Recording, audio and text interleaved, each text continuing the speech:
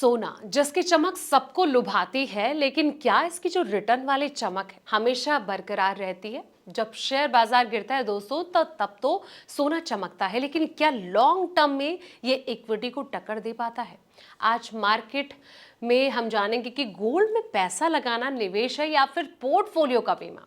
क्या आपको सिर्फ रिटर्न के लिए पीली धातु यानी कि सोने पर दांव लगाना चाहिए? चलिए जानते हैं। नमस्कार, मैं हूं आपके साथ संध्या बिष्ट और आप देख रहे हैं the economic times Hindi. Gold में शानदार तेजी के बाद गिरावट आई और अब स्थिरता दिख रही है। खास बात यह दोस्तों कि मध्य पूर्व में बढ़ती लड़ाई का जो असर है वो गोल्ड पर नहीं दिखा है। तो क्या अब गोल्ड निवेशक का सबसे सुरक्षित ऑप्शन नहीं रह गया? क्या गोल्ड में अब ज्यादा रिटर्न का जो दम है वो नहीं रहा?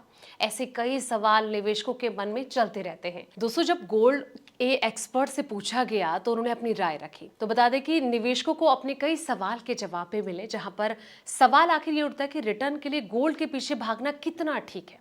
तो बता दें कि एक्सपर्ट का ये कहना कि पोर्टफोलियो में गोल्ड जरूर होना चाहिए, लेकिन निवेशकों को ज्यादा रिटर्न के लिए गोल्ड के पीछे भागने की जरूरत नहीं है। उन्हें ये भी उम्मीद नहीं करनी चाहिए कि गोल्ड हमेशा निवेश का सबसे सुरक्षित ऑप्शन रहेगा। इस साल जनवरी के आखिर में गोल्ड ऑल टाइम हाई पर पहुंच गया था। उसके बाद इसमें तेज गिरावट आई। तब से इसकी जो कीमतें हैं वो सीमित दायरे में बनी हुई हैं। अब कहीं ना कहीं गोल्ड जो है वो 2000 साल पहले से था और 2000 साल बाद तक रहेगा। जी हाँ, डीएसपी म्यूचुअल फंड के एमडी और सीईओ कल्पेश पारेख का ये कहना है कि गोल्ड के जो लंबे इतिहास को जाना जाए तो इसके बाद इन्वेस्टर ऐसा मतलब निकालते हैं कि जो हमेशा सही साबित नहीं हो सकता। उनका ये कहना है कि गोल्ड जैसे एसेट क्लास है जो कि हमेशा 2 साल पहले से था और हमेशा 2 साल के बाद भी रहेगा।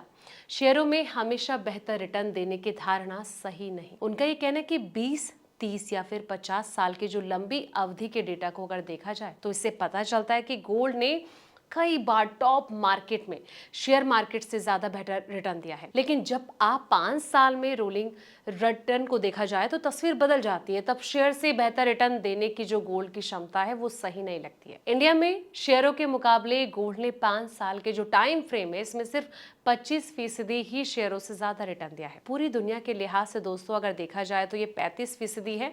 इंडिया में पारंपरिक रूप से लोगों के गोल्ड खरीदने में संस्कृत का बड़ा हाथ रहा है, ना कि इसकी जो कीमतें हैं इसमें होने वाले उतार चढ़ाव का। अगर आप अभी की स्थिति देखें तो ज्यादातर शेयरों के निवेशक जो हैं गोल्ड में निवेश कर रहे हैं। इंडिया में पीढ़ियों से लोग कीमतों पर गौर किए बगैर खास मौकों पर गोल्ड खरीदते आए हैं। गोल्ड में निवेश का मकसद क्या होना चाहिए?